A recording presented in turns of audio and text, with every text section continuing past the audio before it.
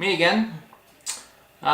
Today and for the next few episodes, I thought that we would go through a few reviews and step away from AI insurrection for a little bit and offer you reviews from other books of mine.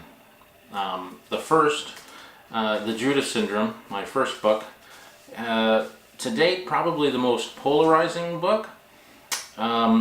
It's my first, so not exactly as polished as what's come later, but still some people just hated it.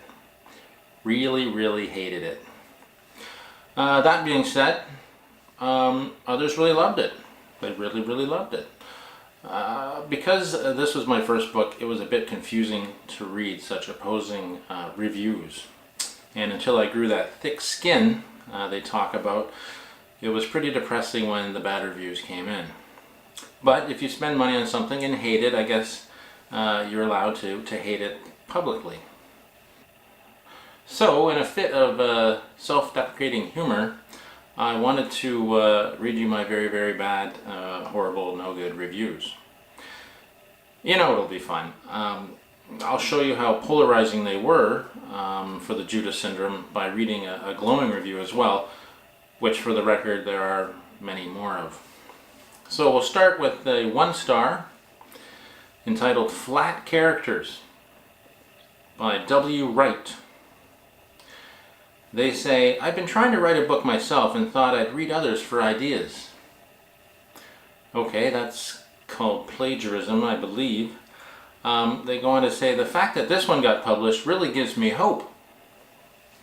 The characters are flat and I got to page 40 before anything even remotely interesting occurred. The world came to an end and the characters were getting stoned. Okay, I get marijuana stash for medical and pain relief when medication is not available. But to worry about your stash?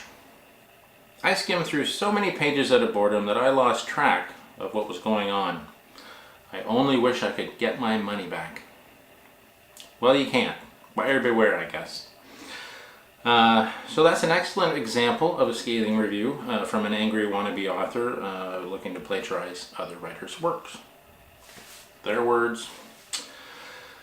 So we'll follow that up with a 5-star review entitled Pirtle Touches Base on Real Emotion by Adeline Raff. To be honest, I really enjoyed the book.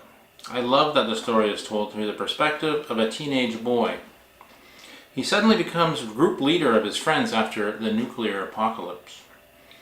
This book really touches on the cycle of feelings that your average teen would encounter if the world as they knew it was to end.